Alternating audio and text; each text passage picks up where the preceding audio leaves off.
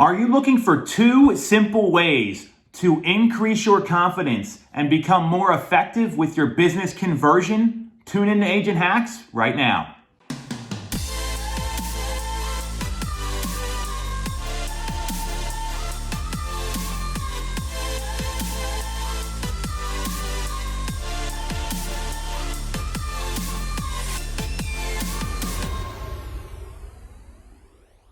Welcome back to Agent Hacks. I'm going to go over something today that I find is so critical, so important that it shouldn't just be something that we implement during the current climate.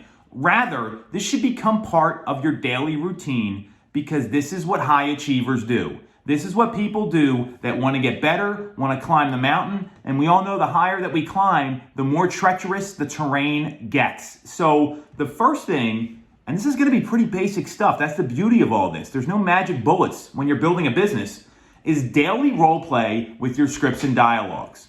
And what I mean by that is you're probably saying to yourself, Tom, I know the scripts. I don't need to go over it. I've got them up in front of me.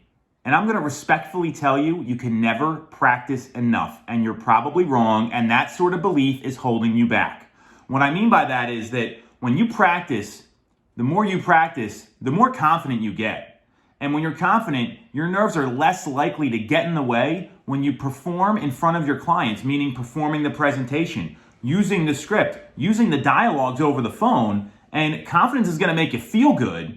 And practicing is going to ensure that you sound and look good when you're performing. So think about this, not from a business standpoint, think about athletes.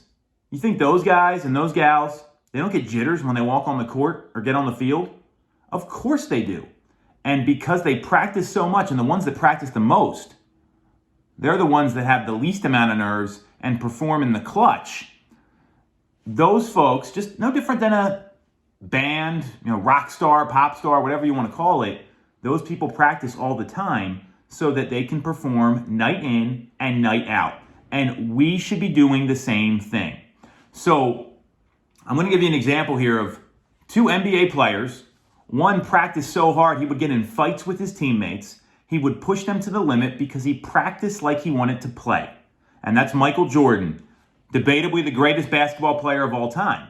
And there's a local guy here from Philadelphia. You might remember his press conference. We talking about practice, not a game, but practice. Allen Iverson, he's a Hall of Famer. He was really good.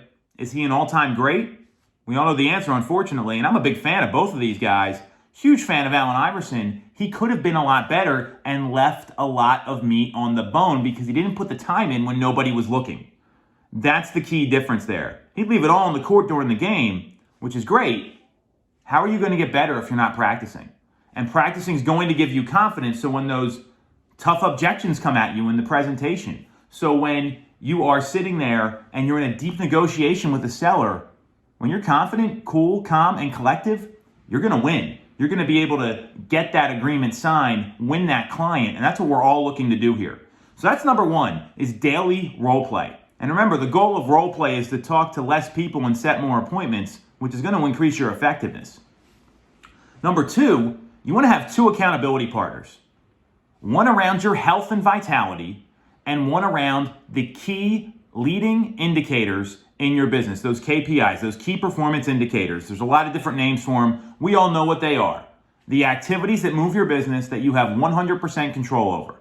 And the accountability partner should be no different than the role play, meaning you get on these calls, you talk about what you need to talk about, and then you hang up the phone. This is not meant to be, hey, how's your family doing? Oh, I had this client that was blah, blah, blah. That doesn't work. That's not the intention here. The role play, you get on and you get off. Same thing with the accountability.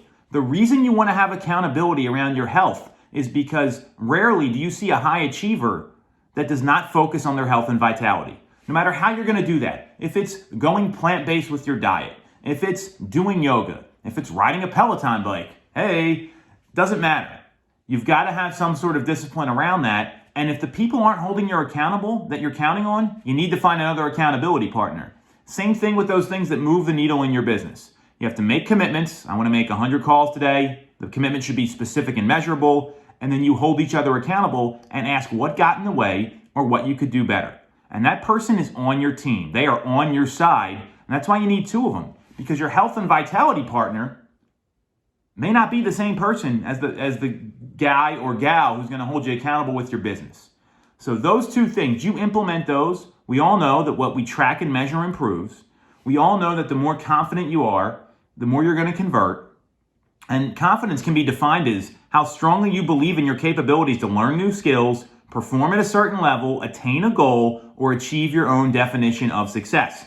It's probably the most important psychological contributor to performance in the business world, because it doesn't matter if you've got ability. I've met a ton of people that had a lot of skills and were talented, but if they don't believe in themselves to have that ability, then the ability will never get used to its fullest extent. So you got to use confidence, you got to track and measure, hold each other accountable, and make sure you're practicing.